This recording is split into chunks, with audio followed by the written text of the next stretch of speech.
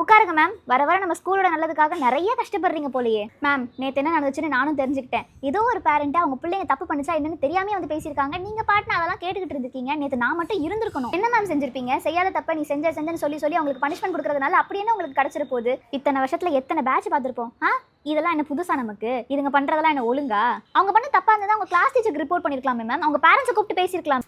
Ma'am, நான் பிள்ளைங்க கிட்ட பேசிட்டேன். காவியோட அம்மா எந்த அளவுக்கு ஸ்ட்ராங்காக சொன்னாங்களோ அதே அளவுக்கு நானும் ஸ்ட்ராங்காக சொல்கிறேன். பிள்ளைங்க மேலே எந்த தப்பும் இல்லை மேம். இப்படி கண்ணை மூடிட்டு நம்புறது ஓவரா ஃப்ரீடம் கொடுக்கறதுனால இப்போ எல்லாமே கெட்டு போயிருக்காங்க. முன்னாடிலாம் அடிச்சு வளர்க்கணும் நாங்கள், இப்போல்லாம் டீச்சர்ஸ் அடிக்கக்கூடாதுன்னு ரூல்ஸே போட்டுட்டாங்க. முன்னாடிலாம் டீச்சரை அவ்வளோ மரியாதையாக நடத்திட்டு இருந்தாங்க. இப்போ என்னன்னா ஸ்டாஃபுங்குதுங்க. நான் ஒரு விஷயத்த உறுதியாக சொல்லிக்கிறேன், எனக்கு எதுவுமே முக்கியம் இல்லை. எனக்கு இந்த ஸ்கூலோட பேர் ரொம்ப ரொம்ப முக்கியம். நான் பிரின்சிபலாக இந்த 3 வருஷத்தில் இந்த ஸ்கூல் மேலே எந்த ஒரு கெட்ட பேரும் இல்லாமல் இந்த ஸ்கூலோட டிக்னிட்டியை காப்பாற்றிட்டு இருக்கேன். அதை விட முக்கியம் கரஸ்பாண்டன்ஸ் சரியா மேலே வச்சிருக்க நம்பிக்கையை காப்பாற்றிட்டு இருக்கேன். அவங்க தப்பே பண்ணியிருந்தா கூட அதை திருத்தத்துக்கு தான் டீச்சர்ஸ் நம்ம இருக்கும். அதை குத்தி காட்டி கஷ்டப்படுத்தி பனிஷ்மெண்ட் கொடுத்து அது ஒரு காசிப் ஆக்கி நாம 1/2 மணி நேரம் ஸ்டாஃப் ரூமில் கதை பேசணுங்கிறதுக்காண்டி ஒரு பிள்ளைங்களுடைய மனசை கஷ்டப்படுத்த முடியாது மேம்.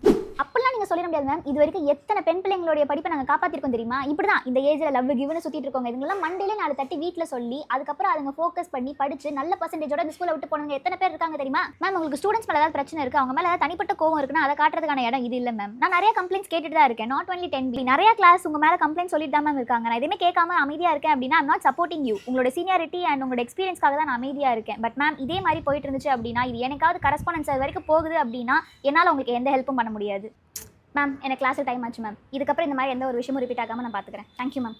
மேம், நான் கடைசியாக ஒன்று தான் சொல்லிக்கிறேன். காலத்துக்கு தகுந்த மாதிரி நம்ம மாறிட்டே தான் இருக்கணும். பிள்ளைங்களுக்கு ஏற்ற மாதிரி நம்ம டீச்சிங் மெத்தடை மாற்றுற மாதிரி தான் இதுவும். இங்கே யார் சுப்பீரியர், யார் மேலே, யாருக்கு இல்லை, அதெல்லாம் ஒன்றும் கிடையாது. இன்னொரு வாட்டி இந்த மாதிரி ஆச்சுன்னா என் ஆஃபீஸில் கூப்பிட்டு இப்படி பேசிகிட்டு இருக்க மாட்டேன் மேம். ஸ்கூல் மேனேஜ்மெண்ட் தான் முடிவு எடுப்பாங்க.